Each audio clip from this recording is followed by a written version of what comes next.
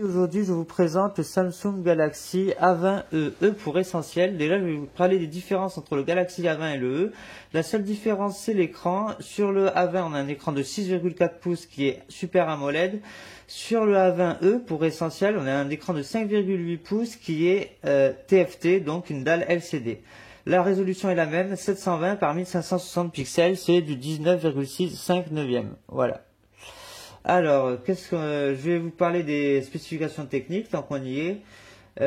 Il a un Android 9.0 Pie couplé à One UI 1.1, la nouvelle interface de Samsung.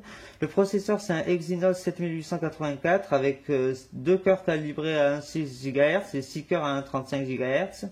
Il prend le micro SD XDHC jusqu'à 1 Tera. Il a 32 Go de mémoire interne et 3 Go de RAM. Voilà pour les caractéristiques techniques. Maintenant, on va passer à l'interface. Alors l'interface, je vais vous la montrer un peu. Déjà, on a un écran d'accueil séparé et des applications séparées. Là, on a le lanceur d'applications. Voilà, c'est séparé. Ici, on a les petits paramètres pour le trier les applications par ordre alphabétique ou par ordre personnalisé. On peut les mettre dans n'importe quel ordre. On a une fonction qui s'appelle nettoyer les pages. On a les paramètres de l'écran d'accueil. Voilà, ça c'est intéressant. On peut voir qu'on peut changer la disposition des grilles, afficher un numéro sur le badge d'icône plutôt qu'un badge simple.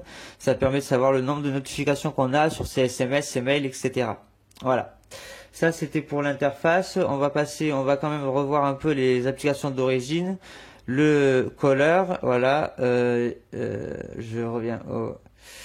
Voilà, on a le clavier classique, réagissant, contact, messages vocaux. On a les messages vocaux qui sont directement intégrés au dialer, c'est-à-dire qu'on n'a pas besoin d'une application tierce comme c'est le cas sur la plupart des autres Android. On a aussi l'application SMS ici. Alors, je vais vous montrer à quoi ça ressemble. Voilà, quand dans l'application SMS, on peut voir que on a en haut message avec le champ de recherche et le nombre de messages non lus.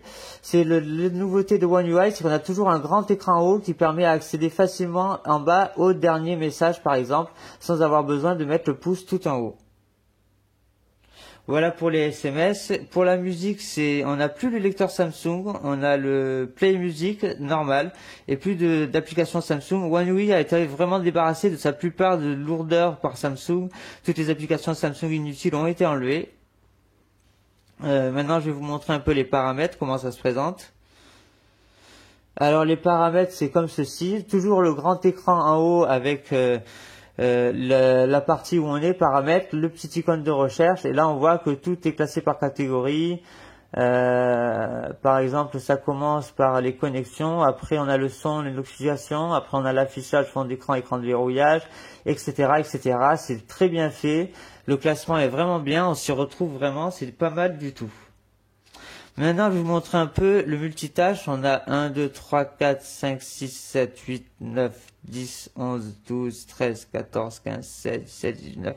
Voilà, on a une vingtaine d'applications en multitâche. Et pourtant, quand on lance le Play Store, ça se lance tout de suite. Quand on lance le Galaxy Store, ça se lance tout de suite aussi. On a juste le temps de chargement d'Internet. Le navigateur, il se lance aussi super rapidement. Voilà pour ce qu'on peut.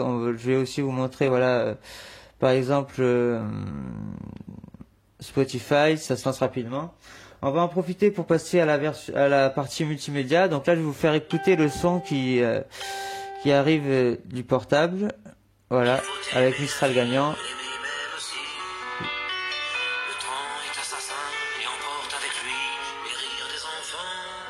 Je sais pas si vous entendez bien, mais on voit que le son est assez puissant et surtout il est assez clair comparé à pas mal de portables qui ont un son plutôt pourri. Là, on est sur quelque chose de plutôt pas mal. L'écran, on a dit, c'est du LCD 19,5 neuvième qui prend 80% de la surface totale avant.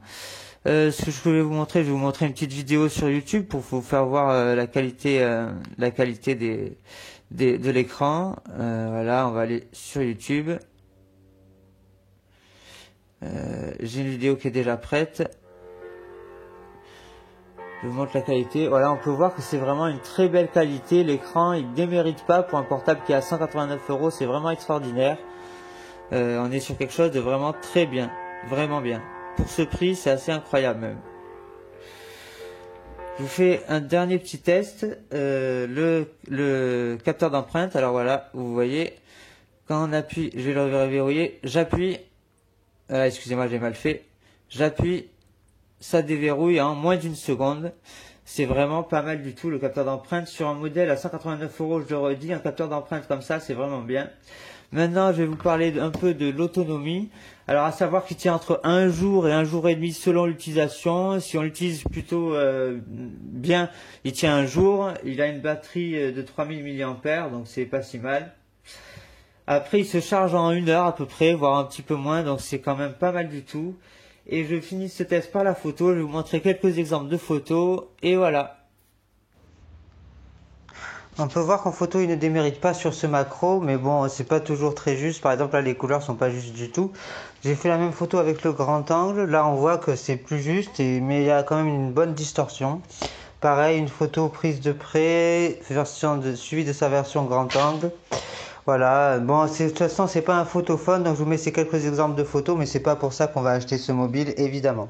Allez, je vous dis à bientôt et à plus tard dans une prochaine vidéo.